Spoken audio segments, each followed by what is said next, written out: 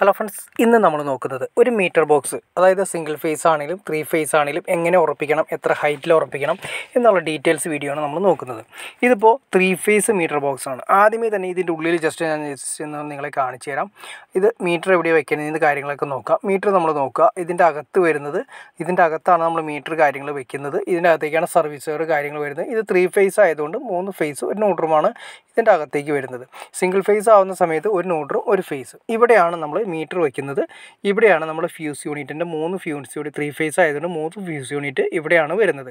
അത് വേറൊന്നുമല്ല, ഇവിടെ മീറ്റർ വരുന്നു, അതിൻ്റെ തൊട്ടുപുറത്താണ് നമ്മുടെ മീറ്റർ ബോക്സിൻ്റെ തൊട്ടുപുറത്താണ് 3 ഫ്യൂസ് യൂണിറ്റ് വരുന്നത്. അപ്പം മീറ്റർ നമ്മൾ ഇവിടെ വയ്ക്കുന്നതുകൊണ്ട് നമുക്ക് ഫ്രണ്ടിൽ നിന്ന് കാണുന്നതിന് വേണ്ടി, അതായത് മീറ്റർ നമ്മൾ ബോക്സ് ക്ലോസ് ചെയ്തിട്ട് കഴിഞ്ഞാലും മീറ്ററിൻ്റെ റീഡിങ് നമുക്ക് പുറത്തേക്ക് കാണണം. അതായത് മീറ്റർ റീഡ് എടുക്കാനായിട്ട് ksebയിൽ നിന്ന് ആൾ വരുന്ന സമയത്ത് കറക്റ്റായിട്ട് നമുക്ക് കാണണം. അപ്പോൾ അതിൻ്റെ ഹൈറ്റ് നമ്മൾ ആദ്യമേ തന്നെ ഒന്ന് ചെക്ക് ചെയ്യണം.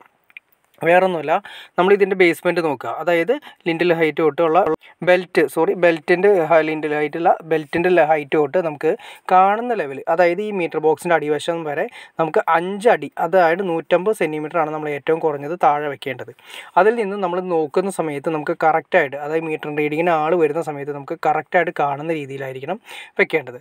ഇനി നമ്മൾ ഈ കൊടുത്തിരിക്കുന്നത് ഒന്നുകൂടി ഒന്ന് ചെക്ക് ചെയ്യാം.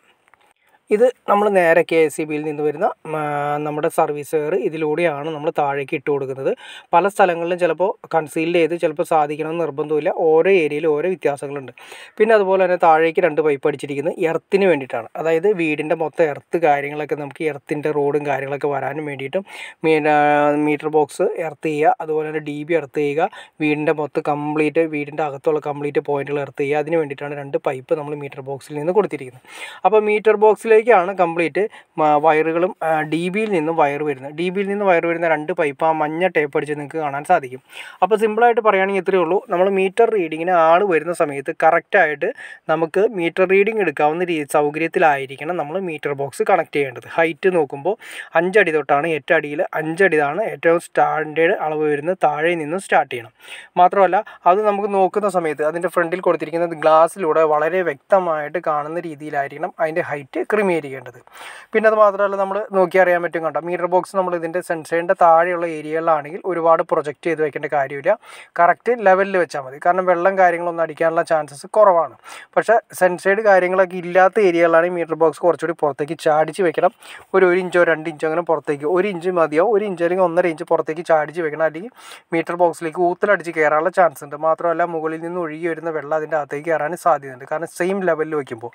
പക്ഷേ ഒരു 3/4 ഇഞ്ച് അല്ലെങ്കിൽ 1 ഇഞ്ച് 1.5 ഇഞ്ച് നമ്മൾ പ്രൊജക്റ്റ് ചെയ്ത് വയ്ക്കുന്ന സമയത്ത് ആ സൈഡിലൂടെ വെള്ളം വന്നാൽ തന്നെയും പുറത്തേക്ക് പോവുള്ളൂ, അകത്തേക്ക് കയറാത്ത രീതിയിൽ നമുക്ക് ക്രമീകരിക്കാൻ സാധിക്കും.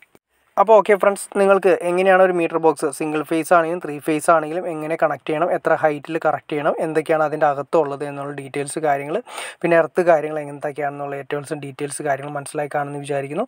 ഇനി എന്തെങ്കിലും ഡൗട്ട്സോ കാര്യങ്ങളുണ്ടെങ്കിൽ തീർച്ചയായിട്ടും കമൻറ്റ് ചെയ്യാൻ മടിക്കരുത്, ഷെയർ ചെയ്യാനും മടിക്കരുത്, സബ്സ്ക്രൈബ് ചെയ്യാനും മടിക്കരുത്. അപ്പോൾ ഓക്കെ ഫ്രണ്ട്സ്, നമുക്ക് അടുത്ത വീഡിയോയിൽ കാണുന്നവരെ ഓക്കെ. അപ്പോൾ ഒരു കാര്യം പറയാൻ മറന്നുപോയി, വേറൊന്നുമില്ല, എനിക്ക് തോന്നുന്നു കാണുന്ന ആളുകളെല്ലാവരും തന്നെ സബ്സ്ക്രൈബ് ചെയ്താൽ കാണുന്നതെന്ന് തോന്നുന്നു. തീർച്ചയായിട്ടും സബ്സ്ക്രൈബ് കൂടി ചെയ്തേക്കാം ഫ്രണ്ട്സ്. ഓക്കെ ഫ്രണ്ട്സ്, അടുത്ത വീഡിയോയിൽ കാണുന്നവരെ ഓക്കെ.